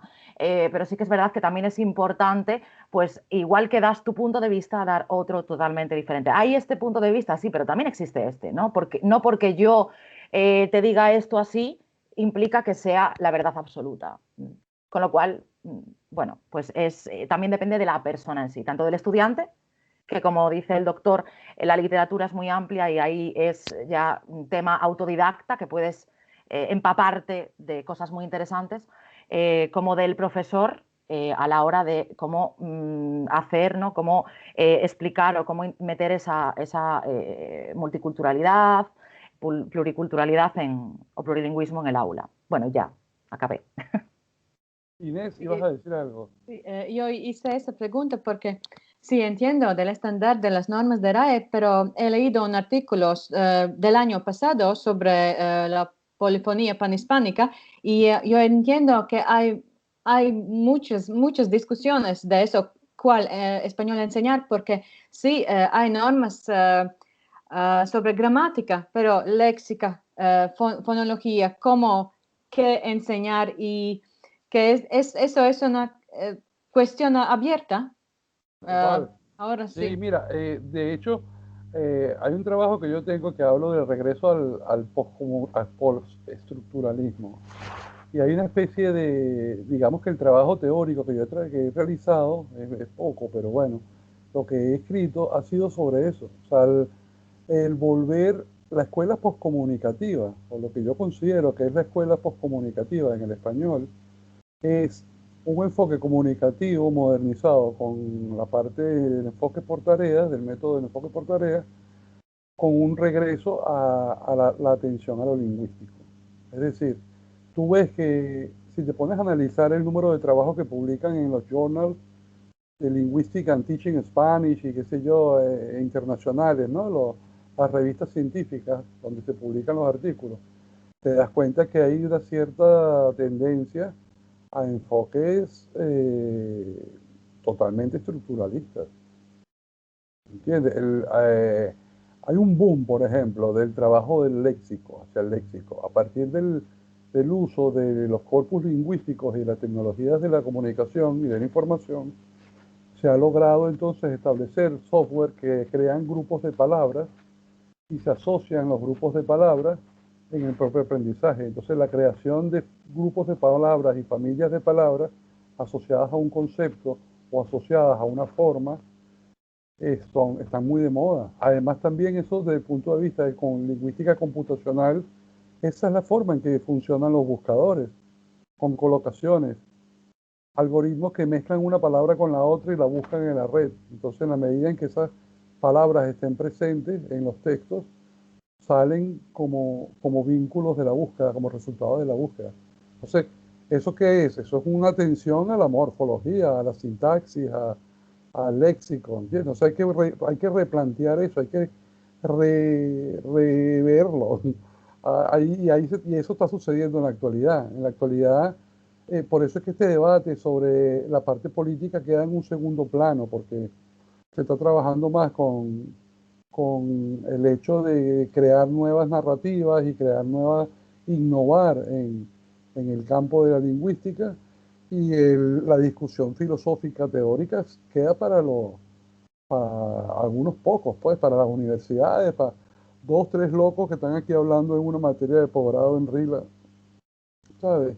Cosas así, o sea, no es un tema en que tú hables en los bares, ni que hables en la cafetería, ni en el autobús.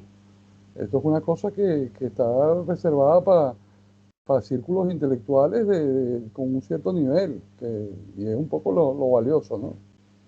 Pero bueno, mira, hay unas cosas también que no me gustaría irme, ya terminamos, pero no me gustaría irme sin nombrar.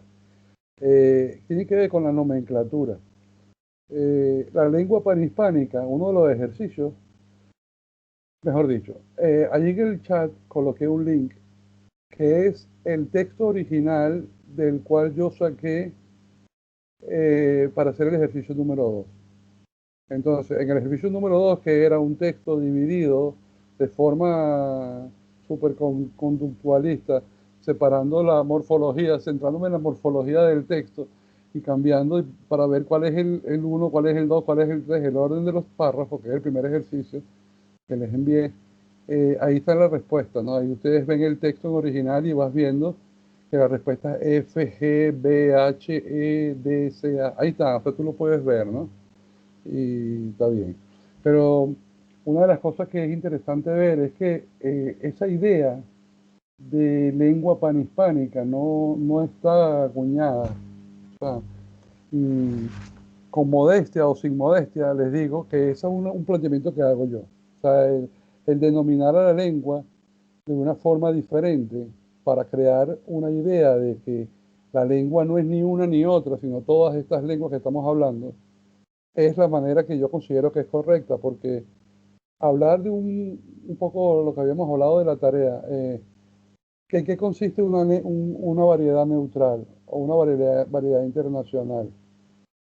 Moreno Fernández habla inclusive de una variedad de Disneylandia, que es la que se crea a partir de las películas y de las telenovelas y de la necesidad que tiene Univisión, la cadena en Estados Unidos, de mostrar un español que no sea solamente venezolano, ni solamente mexicano, ni solamente argentino, que son las tres principales industrias potentes en creación, y colombiana, en creación de telenovelas y de contenidos en televisión en español. Entonces, ese modelo de lengua de español neutral, una de las cosas que dice el manifiesto de argentino que ustedes leyeron allí en la última parte, es que ese modelo es negativo, porque lima las asperezas y lima la verdadera valor de la lengua. El valor de la lengua está en su diversidad y en su múltiple expresión, y no en tratar de establecer unas formas adaptadas para todo, para la comprensión de todo, quitando por supuesto los localismos, quitando por supuesto las maneras, mm, digamos, asociadas a un espacio, a una variedad geolectal, a un espacio determinado. Entonces, claro, es interesante hablar de esto porque cuando tú te enfrentas con los grandes hispanistas de la historia del español, el más reciente que te topas por ahí, estando en Salamanca, es Unamuno, por ejemplo. Y Unamuno tenía un concepto de denominar a la lengua sobre castellano. Él hablaba ya en la época, a comienzo del siglo XX, digamos, la primera mitad del siglo XX, hablaba ya de la necesidad de modificar la forma de denominarnos a la lengua. Porque la lengua no era castellano, y además él originalmente era vasco, ¿no? Es especialista en lengua griega y tiene otras condiciones. Entonces, su necesidad, su realidad es distinta, igual que la de Lara. El hecho de que Lara tenga la posición también tiene que ver con su propia realidad, más allá de que haya estudiado aquí o allá. Es su realidad, su condición, la experiencia que he tenido discutiendo con personas más o menos cerradas, que tienen posiciones más radicales o menos radicales, y que te obligan a asumir una posición respecto a esa discusión. ¿Entiendes? Entonces existen ya alternativas también en la academia. Yo tuve la oportunidad cuando estaba me tocó hacer la investigación de archivos de la RAE, por allá en el 2013 y 14. Tuve la oportunidad de tener en mis manos una propuesta que hizo la Academia de El Salvador al Congreso número 13, el 13º Congreso de Academia, donde se propone cambiar el nombre por Pan Español. No trascendió, pero son propuestas que se hicieron. De la misma manera que Camilo José Cela, que es un excelente autor español de literatura, que escribe una novela interesantísima, que casualmente se relaciona con la variedad madrileña, la colmena, utiliza dentro de su novela una variedad netamente castiza y de Madrid, de los barrios, de las partes bajas de Madrid, Vallecas, de una zona específica, y te das cuenta que su trabajo político, más allá de su trabajo como literato, él trató en la constitución que se hizo del 78, trató desde su trabajo de diputado de presentar un proyecto en el que esta lengua que estamos hablando no se llamara castellano, sino que se llamara español. Y no se logró, precisamente por las naciones españolas, que no, las pugnas de naciones españolas, digamos, gallega, vasca, catalana, que no. Entonces, existen unas realidades, unos conflictos que están ahí presentes y que tienen que ver con todo eso. Vamos a pasar rapidito, solamente para que lo vean. En el ejercicio número 3 de la página 10, yo tengo allí un cuadro rojo de la página 11. Tengo un cuadro rojo que es creación propia y es interesante porque a mí fue un trabajo bonito buscando las constituciones, las coleccioné, de hecho las tengo por ahí, las constituciones de todos los países. Y tú te das cuenta que cuál es el número de, cómo llama el país oficialmente, cómo se llama la lengua, la nomenclatura de la lengua oficial del Estado. Entonces estás viendo que en Argentina el nombre que le dan es castellano, pero no está incluida dentro de la Constitución.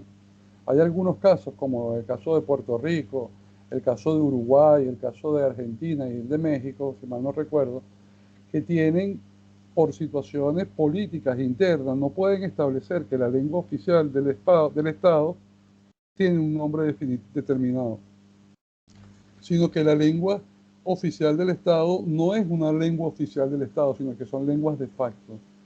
La ley, por ejemplo, en el caso argentino y mexicano, es la ley de educación la que determina que la educación mexicana debe darse en lengua española y la define como castellano.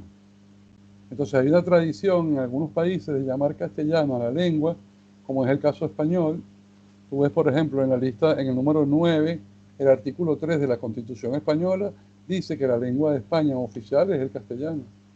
De la misma manera, en el artículo 2 de la ecuatoriana dice que es castellano. En Cuba, el artículo 2 es español. Costa Rica es español. Entonces, cuando tú te pones a organizar esto geográficamente, te das cuenta que la lengua oficial del Estado, que se llama español, está ubicada en la zona del Caribe y de Centroamérica.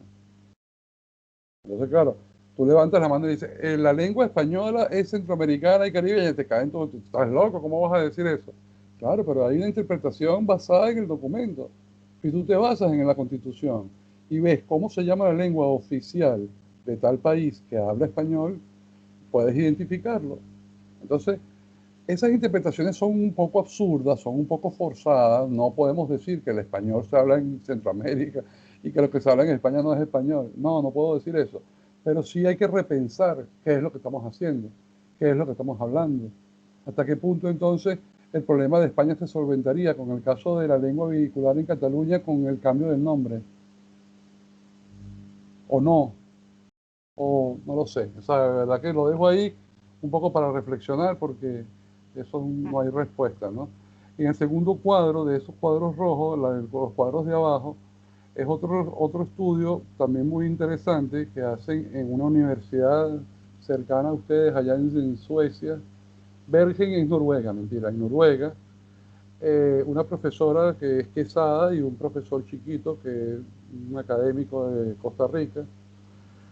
Académico, digo, miembro de la Academia Costarricense de la Lengua, ¿no? Entonces, ellos trabajan en la Universidad de Bergen, en Noruega, y hacen un estudio, una encuesta a nivel global para preguntarle a las personas cómo se llama la lengua que ellos hablan. Entonces, en Argentina, el 66,8% de las personas respondieron que la lengua que ellos hablan es castellano. En Bolivia, 73%.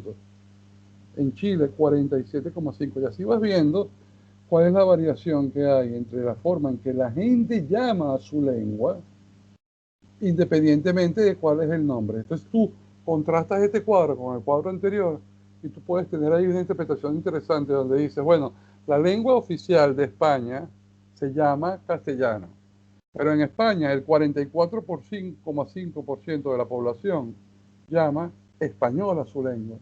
Y el Me 42, atrevería a decir que más, quizás y el más. 42,5, bueno, esto es el resultado de ello. El 42,5 lo llaman castellano. Entonces, hay un porcentaje que no se menciona y claro, ¿y qué interpretación le das a eso? Bueno, no, la interpretación es que le das es que efectivamente la población de las comunidades que no son castellanas, tradicionalmente castellanas, no llaman español a la lengua. ¿Entiendes? Mientras que la llaman castellana por un tema político, por oposición. Seguramente tú le preguntas a tu amigo Laura cómo se llama la lengua que hablan en España y a lo mejor te dice castellano. Porque precisamente en eso consiste su punto. No lo sé, ¿sabes? No lo sé. Esas son cuestiones de que habría que... En eso consiste la investigación, pues, De en hecho, buscar en, estos trabajos y... de hecho, en libros catalanes, escritos en catalán de lengua española, ¿no? De la asignatura lengua española, están muchos de ellos escritos en catalán, yo los he visto. Y bueno, más que ya entrar en el contenido, llaman español, no llaman yo no he visto que lo llamaran castellano. De hecho, me atrevería a decir que el porcentaje que en España dice que habla castellano es mucho menor del que pone ahí. Normalmente la gente dice yo hablo español, yo no hablo castellano, ¿no? Y si la gente sabe un poco, ya no hablo de o profesores o gente pues, que ha leído más o menos, a la gente de la calle, ¿no? Si le preguntas, ¿tú hablas castellano o español? Te dicen, pues español. ¿Y por qué no? Porque hablas español y no castellano, ¿no? Y yo he visto un vídeo sobre esto y te dicen, pues porque el castellano es el que se hablaba en Castilla y es que ahora mismo es el que se habla en toda España y más allá de España, ¿no? El español, no el castellano. Entonces, bueno, me atrevería a decir que quizás más, ¿no? Es bellísimo, la verdad que es un tema apasionante, es un tema interminable. Yo para terminar les comento que la investigación que yo he hecho he conseguido que el registro más antiguo que le llaman a la lengua que hablan en España español se remonta al siglo XII, siglo XIII, en unas obras francesas, Gautier, de no sé qué. Bueno, entonces ahí denominan español a la lengua que se habla en este territorio. Y al parecer, según los especialistas hispanistas de toda la vida, ese es el registro más antiguo que se tiene de la forma de denominar la lengua que hablábamos aquí, en este espacio de la península. Hay todo un conflicto con eso, porque también la creación de la nación española es una cosa y después la creación del Estado español es otra. Sin embargo, la política exterior de España asume que España es uno de los países más antiguos y realmente España como institución, como organización, es discutible saber en qué momento es que se establece como tal. Hay quienes la, la colocan a comienzos del siglo XIX, cuando llega la influencia francesa. Hay otros que hablan que no, que los reinos anteriores se consideraban España. Hay otros que dicen que en la época románica ya la península tenía un nombre de Iberia o Hispania.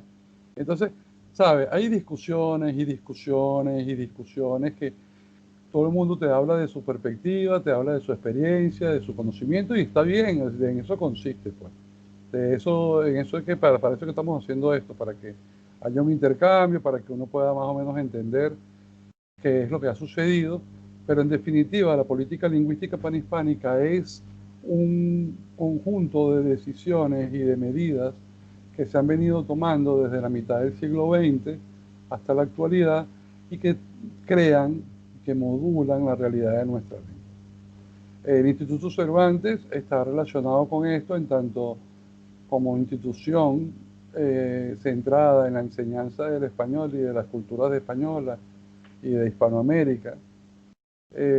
Ha trabajado arduamente en este proceso. Las academias han creado también un congreso internacional que se ha convertido en un evento muy importante que se realiza cada 3 y cada 4 años. Ya van 9, el próximo, el 9º, va a ser realizado en Perú. Y bueno, son grandes fiestas del español con una cantidad de dinero increíble, festivales muy grandes que son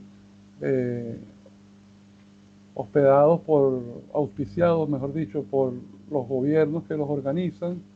En este caso, para el año 2021-22, se espera que se realice en Arequipa, que es la ciudad natal de Vargas Llosa, que es peruano, premio Nobel de Literatura, igual que Cela, y que tiene la característica de ser un peruano español. Entonces eso le da una característica distinta, forma parte de los núcleos, es aceptado en España como un individuo intelectual reconocido, como una figura importante, criticado bastante en América Latina por esa misma posición. Entonces hay complejas cosas que suceden, vínculos históricos. En este congreso que te hablo de los congresos internacionales de la lengua, en el primero se realizó en México, y uno de los intelectuales y de los escritores más valiosos del español, para mí, García Márquez, una de las cosas que decía era, él crea un discurso botella al mar de las palabras, algo así se llamaba el discurso.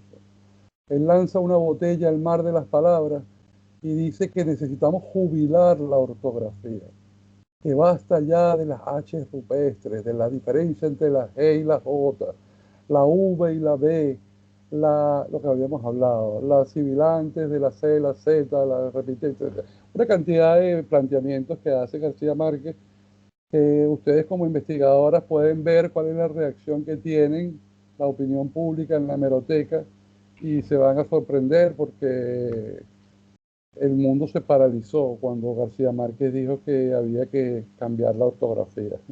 Entonces, lo digo porque estamos hablando Vamos de a ir individuos muy, concluyendo. muy grandes, individuos muy importantes, profesores que tienen una función fundamental en todo esto y que, bueno, al final forman parte de lo que estamos haciendo. Entonces, bueno, la política lingüística panhispánica es esto, ¿no? Es toda esta idea que se va creando dentro de esta noción de lo que somos, de lo que estamos enseñando, lo que debemos enseñar, y está también relacionada con el plan curricular en el marco común europeo de referencia como parte, hoy lo analicé como parte puente entre el enfoque de las competencias y qué debemos enseñar y qué sucedía con la lengua. Entonces ese era más o menos el objetivo. Y ya con esto terminamos. Yo creo que eso era lo que yo aquí anoté en lo que íbamos a hablar. Vale, ¿queréis decir algo, chicas, antes de terminar?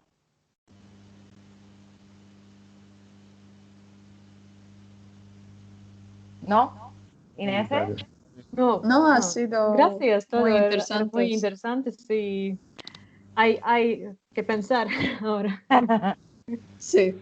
Estemos en contacto, de verdad. Yo les invito a que estemos en contacto. Yo utilizo bastante LinkedIn, me parece muy importante, una de las redes buenas para intercambiar información. Yo ahí coloco actualización. De hecho, hoy publiqué la noticia que les comentaba. Hacía mucho tiempo que no salía información sobre política lingüística y sobre panhispanismo, y ayer salió una noticia que precisamente habla de becas. A lo mejor les interesa. Hay unas becas interesantes de lexicografía que forman parte de la política. O sea, la política lingüística consiste también en crear cursos, crear educación, crear, ¿sabes?, estudios, investigaciones, y todo esto forma parte de eso. Entonces, claro, están preparando a la gente a que aprendan a utilizar, a hacer diccionarios que es la lexicografía, para que se contribuya más pues, en el desarrollo. Entonces, se los dejo ahí para que, bueno, los invito a que mantengamos contacto por LinkedIn. El email está también en la presentación, y si no, bueno, la profesora Lara y la profesora Placinca también podrían facilitar. A mí me encantó estar en contacto con ustedes. Ojalá podamos seguir en algún otro momento, conversar o de repente coincidir en otras clases que tengo por ahí también organizadas. Y bueno, Nos muchas vemos gracias a el todos. lunes. Muchas gracias, eso, y muchas Sí, gracias. efectivamente, el lunes en la clase de ALA. Sí. Vamos a hablar de vale, Canarias por allá. gracias. Entonces, hasta lunes. Hasta luego. Bueno, Vale. muchas gracias por todo. A Gracias, los Lara, ponentes. encantado. No te Y pongas brava continuaremos. conmigo. ¿Eh? No te pongas brava conmigo. No, no, no, para nada, para nada. Continuaremos en contacto y chicas, a vosotras, perdón, os veo el martes, ¿vale? Y bueno, pues nada, muchas gracias a todos por el debate y preguntas lanzadas al aire que podremos darle un poco más la próxima vez, ¿vale? Igualmente, gracias. Estamos en Sí. contacto. Hasta luego. Adiós. Chao. Gracias. Chao.